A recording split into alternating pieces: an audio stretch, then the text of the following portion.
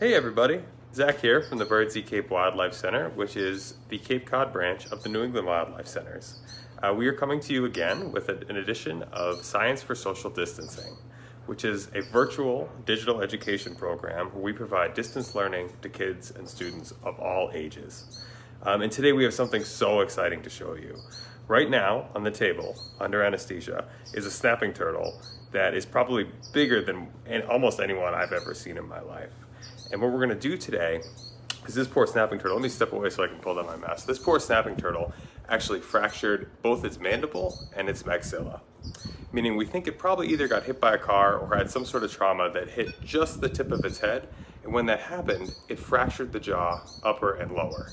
So what Dr. Patel and our interns are working on right now, and along with our vet techs, is they are actually wiring this jaw back together. So I will say, fair warning, anyone who's a little squeamish, this is a real surgery, this is real life, there might be a little bit of blood, a little bit gory, but it's gonna be really interesting. So what we're gonna do is we're gonna walk you through the top jaw fix as we bring this jaw together with wire. We're gonna narrate exactly what's going on, we'll learn a little bit about the natural history of this species along the way, and hopefully we can get this turtle fixed up and back to the wild pretty soon.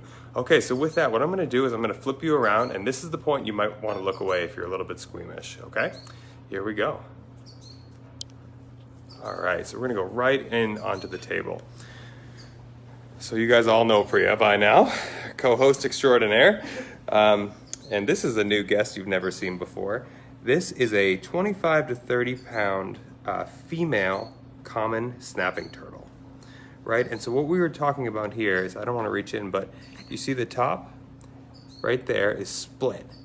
And so that's right below the nose, right below the nostrils. That jaw is actually split in two. And then the bottom, Priya has already gone through the process of fixing. And so what she's gonna do, well, you know what? She'll explain to you what she's gonna do. Priya, what's the next steps? So this is a common way that we fix even shell repairs in turtles. And so what we're going to do is we're going to drill a tiny hole on either side of the fracture line. So I've done one already, and then we'll drill one on this side, and then we're going to bridge that fracture by wiring and tightening down on that wire like we did down below, and the tension will bring the edges of the bone together. And you can see it's bleeding a little bit. This snapping turtle came in a few days ago with head trauma. She wasn't stable enough for anesthesia. So we gave her a couple days of pain meds until she was much brighter. So in that time, the edges have healed over just a little bit. You never want to try to put dead tissue against dead tissue as you're trying to heal it, or dead bone against dead bone. So I gently scraped away part of it until it started bleeding. When we're doing this, bleeding is a good sign. It means that the tissue is alive and there's a good blood supply. So this is exactly what we want to see. Right, and so now Priya, this turtle is not awake, correct? No, this turtle is under anesthesia. We started with an injectable sedation because we do not want to approach the mouth of the snapping turtle while it's awake. So we sedated the turtle injectably, and now we have what this tube is. This is an endotracheal tube, and we have access to her airway. So we can breathe for her. She can get additional anesthesia with isoflurane if needed. But right now, as we give sedatives, the respiratory rate depresses, so we can give additional oxygen by ventilating or breathing for them. So there you go. This turtle is thankfully under anesthesia because you would not want to be on the wrong end of this turtle if it was awake. Fun fact, snapping turtles, common snapping turtles, can exert about 200 newtons of bite force. That is a lot of force. That is something that could remove something like a finger fairly easily. So if you ever come across a snapping turtle, especially this time of year, that is in the road, you want to be very careful in the way that you help them, right? There are appropriate ways to pick up a snapping turtle, and then there are those that are not quite as smart. So we always recommend that folks, if they can, shuffle the animal across the road using something like a snow shovel as a first resort. If that's not possible, picking up from the bottom and keeping one hand on the top of the shell will keep you out of bite range and also keep the feet from pushing off you as you try to move them, okay? So quickly, I am gonna turn you around again, and you're actually going to see Priya drill into the jaw of this turtle. And what she's doing is she's creating those pilot holes for the wire to slide through, okay? So we're gonna turn that around, and I'm gonna get you as close as I can while she's doing this.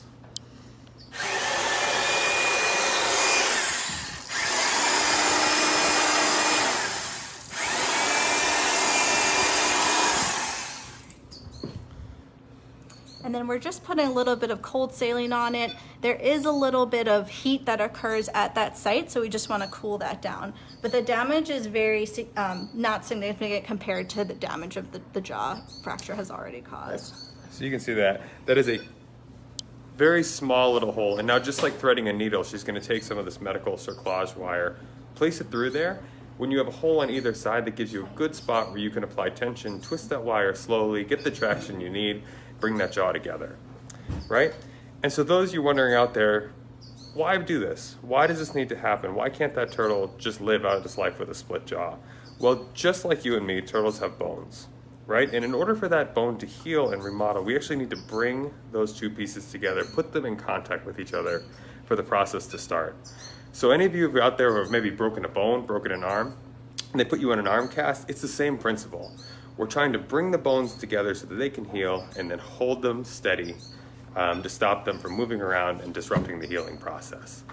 Okay, so we're gonna go right back in, and right now you can actually,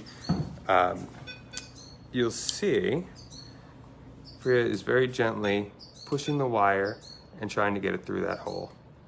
Now this can be a very time-consuming process. You don't wanna do it too quickly, so you don't want to hurt the turtle. You want to increase the size of the hole. So she's going to do that pretty gently. While she's doing that, I think what we're going to do is we're going to try to get a heart rate on this turtle, right? So let's go over here, and I'm going to show you. This is our Doppler machine. And so now this machine is what we use in place of a stethoscope, right? So if we had a fox or a coyote on the table, you could take your stethoscope and get a heart rate pretty quickly. Or you can use one of these vital signs monitors. With a turtle, the process is a little harder, right? We're dealing with a reptile. The heart rate is much slower. And because of the shell, it's much harder to access to get an accurate reading, right? So what I'm gonna do is I'm going to turn this on, and Robin is going to put that probe right on the left side where the heart is, and we're gonna see if we can actually hear it together.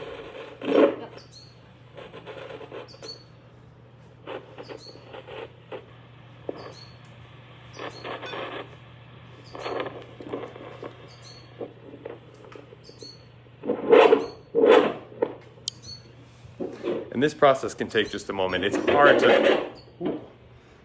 hard to locate the exact heartbeat on these guys a lot of the times. They do have a lot of tissue and fluid and fat right in front. And you'll also see the average turtle heartbeat is much, much, much slower than the average human heartbeat, right? Oh, there we go. So I don't know if you guys can hear that.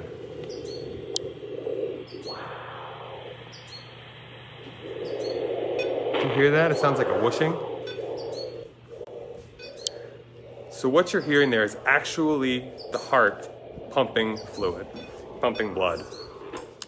And so to put that in perspective, a human heartbeat would be somewhere in the range of about 100 beats per minute, right? A turtle, this healthy turtle, is probably closer to 12. So turtles do everything slower. Their whole metabolism is slower, as is their breathing process and the heart pumping process.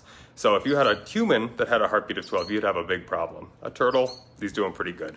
So we'll check that reading relatively frequently throughout this operation just to make sure he's holding up steady under anesthesia.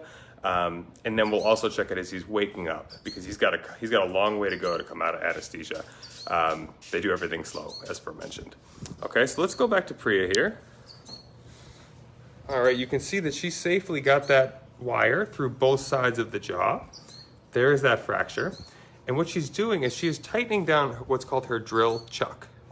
Cerclage. Oh, I'm sorry, cerclage twister, my mistake. So she's tightening it down on the wire, and then you will see her start to slowly twist. And the twisting of the wire, it's a very simple system, but it's a great way to get tension and bring two pieces close together. Just making sure I have that at this.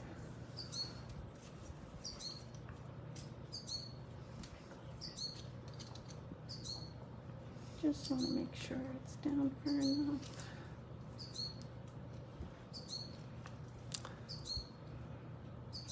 Okay.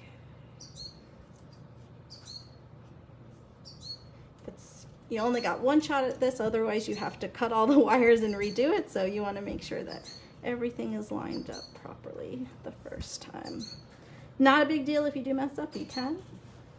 But just for the animal's sake, we want to make sure that we limit sedation time. All right, so if somebody can push the edges together for me. There's quite a large gap there. Actually, You want to come on this side? yeah, I'm gonna come right around to the other side of you guys.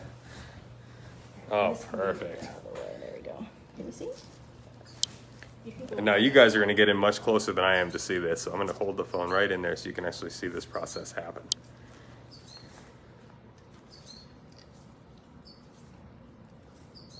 Nice.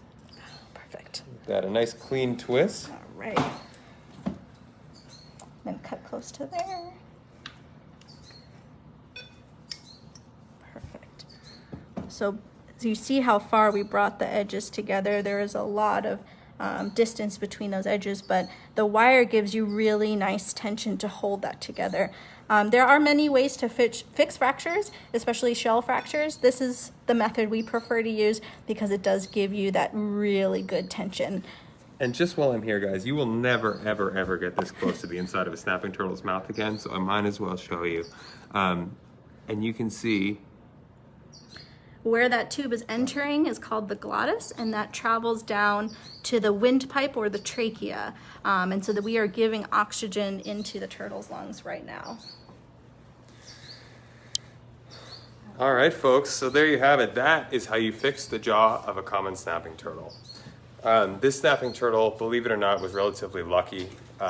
Whatever injury caused that only really crushed the jaw. He escaped without a lot of head trauma, which is pretty rare. So this is just your friendly reminder, especially this time of year as you're out driving around on the roads. If you're near bodies of water, or on Cape Cod, if you have eastern box turtles and you're not near bodies of water, just keep an eye out. If you see a turtle in the road, the best thing you're gonna do is help him across in the direction he's already facing and let him go on his way. And just as a reminder, these guys start out about this big and some people think they might make really good pets. Just remember, if you're gonna make that decision, just know that this turtle will get to that size eventually and can certainly cause problems. These guys do much better in the wild and they deserve a life out there.